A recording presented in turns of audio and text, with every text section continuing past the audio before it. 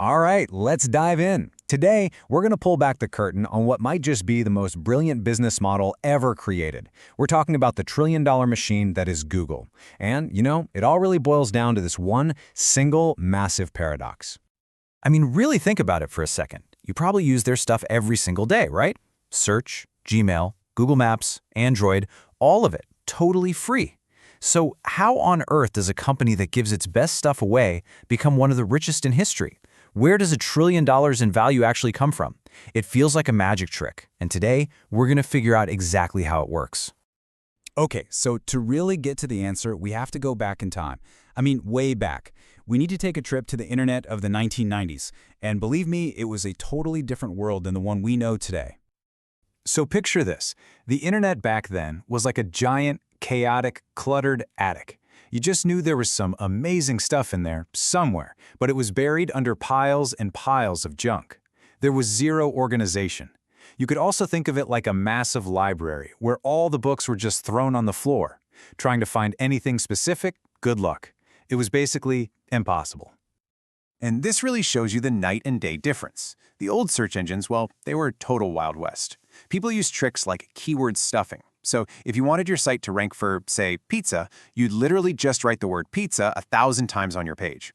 The result was a complete mess, a sea of spam and ads. Useless. And then Google came along. Just this clean, simple white page with a search box and a radical promise. We're not going to play games, we're just going to give you the right answer, and fast. So the big question is, how did they pull it off? How did they actually deliver on that promise?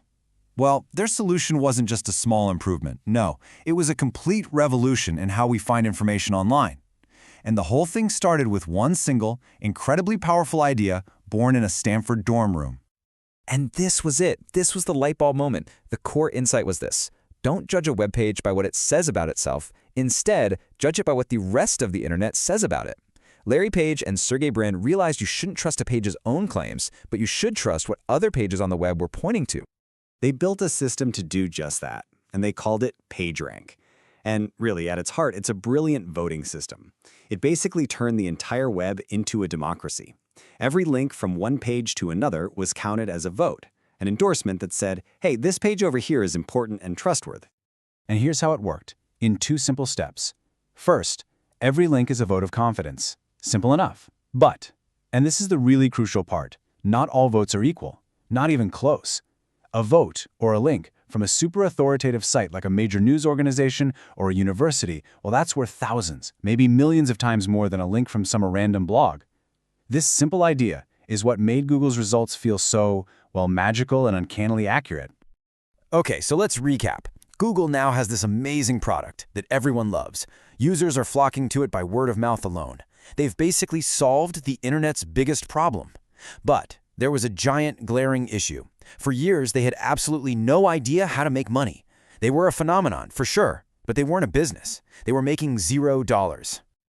All right, now here's where it gets really interesting. This is the part where the magic trick is finally revealed.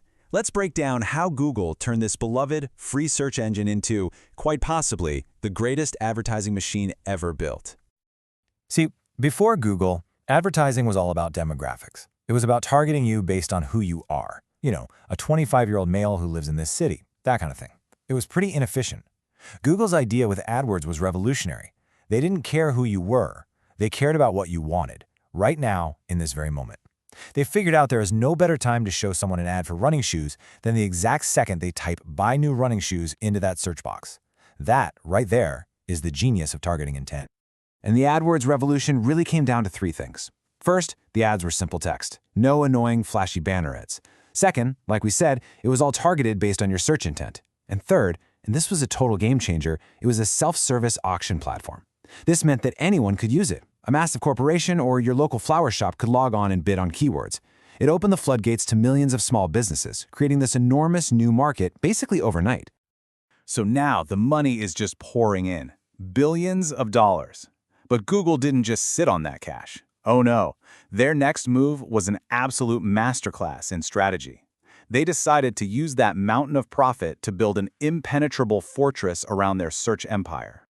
And this timeline shows you exactly how they did it, piece by strategic piece. Every single one of these free products had a specific purpose. Gmail, with its unheard of 1 gigabyte of storage, wasn't just about email. It was about keeping you logged into their ecosystem.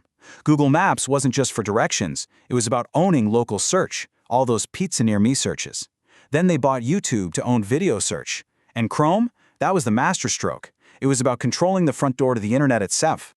And if you want to know just how serious they were about this strategy, just look at this number.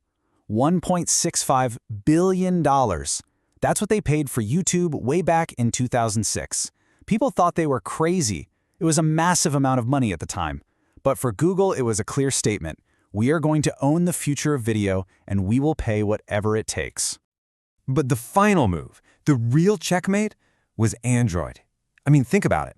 They gave away a world-class mobile operating system completely for free. Why? To make sure that no competitor, not Apple, not Microsoft, could ever lock them out of the mobile future. It guaranteed that Google search would be the default option right there in the pockets of literally billions of people. Okay, so we've seen all the individual pieces, right? The revolutionary search engine, the money-printing ad machine, and this fortress of free products. Now let's tie it all together and see how these pieces create this, well, this perfect self-perpetuating system. And this is it. This is Google's Flywheel, and it is just beautiful in its ruthless efficiency. Here's how it works. Step 1, they offer you these amazing, best-in-class free products. That leads to Step 2, they capture your attention and, of course, your data. Then, Step 3, they use all that data to make the products even smarter, which makes them basically impossible to compete with. Now, Step 4, that same treasure trove of data powers the world's best advertising machine. And finally, Step 5, the massive profits from that ad machine get reinvested right back into creating new and better free products, and the whole cycle starts over again, spinning faster and faster. So when you really boil it all down, you realize something. Google isn't a search company. It's not even really an advertising company. It's an intelligence engine. They built their entire trillion-dollar empire, not just by organizing the world's information, but by understanding the world's intentions better than anyone else in history. And that brings us to a really fascinating final question for you to think about. Google absolutely perfected this give it away for free model for the web. But what does that model look like for the next generation of tech? What about for AI, or biotech, or even space exploration? What do you think will be the next trillion-dollar business that's built on giving something incredible away for free? Hey, if you enjoyed breaking down Google's brilliant strategy with us, make sure you subscribe to Finologix. We drop new explainers just like this one every single week, decoding the business models and the financial strategies that are shaping our world.